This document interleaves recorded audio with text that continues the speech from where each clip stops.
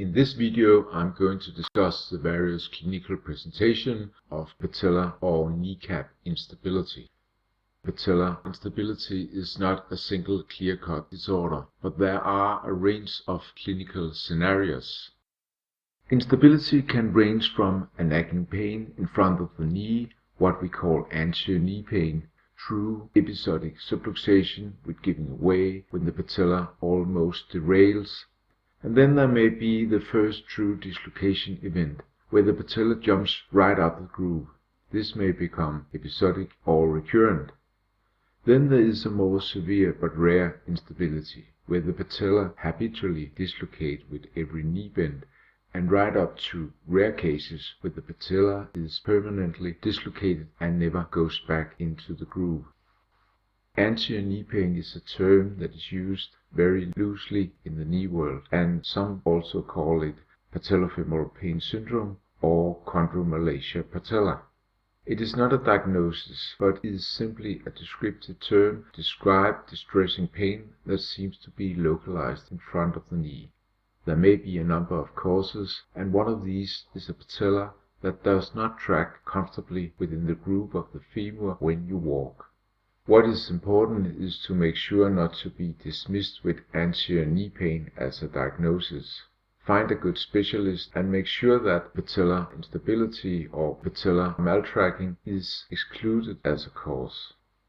Now, the term giving way is something that is clearly understood by any patient who has experienced this. They may be happily walking along, perhaps chatting to friends, when suddenly the knee buckles and the person stumbles or falls. The knee is extremely painful, but they can hobble a bit and then they continue to walk and it all soon settles down. There are several conditions in the knee that can cause giving way, but one of them is subluxation of the patella. In this condition, the patella suddenly lurches to the edge of the groove and nearly pops right over the rim, but just in time it returns back into its rightful place. The giving way may be due to a reflex inhibition of the muscle that straightens the knee. In this example of a patient with subluxation, you can see the patella subluxing as the knee moves into terminal extension. This is called J sign, and this is normally not painful.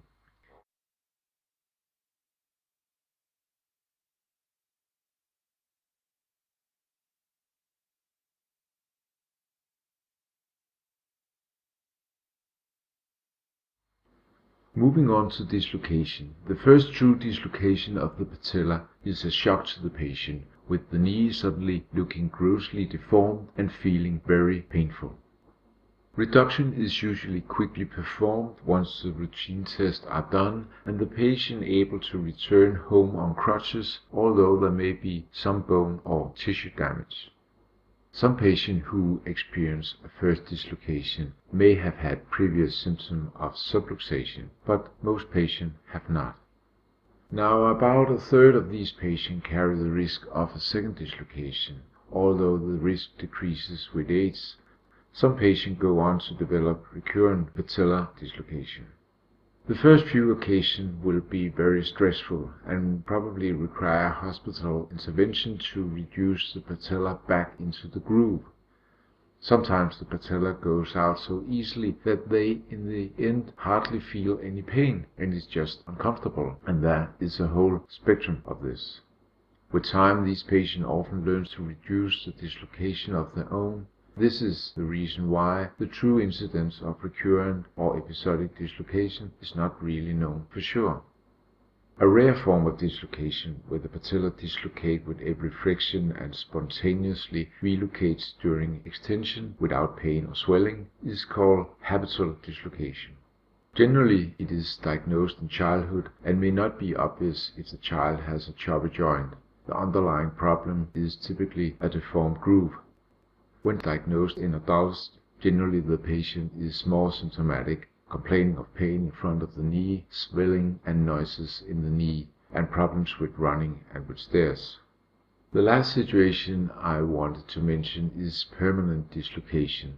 The condition is rare and generally causes excitement amongst the medical professional when they see it because the knee looks so bizarre. These patients have had a dislocation or a number of dislocations, but now their anatomy has accommodated to the patella being permanently outside the groove, and they just live with it. So I have briefly run through the continuum of condition that falls under the umbrella of patellar instability. You can see that there is a wide range, and each requires particular investigation before a management plan is decided upon. The underlying issues of each of these problems will be dealt with in another lecture. Thank you.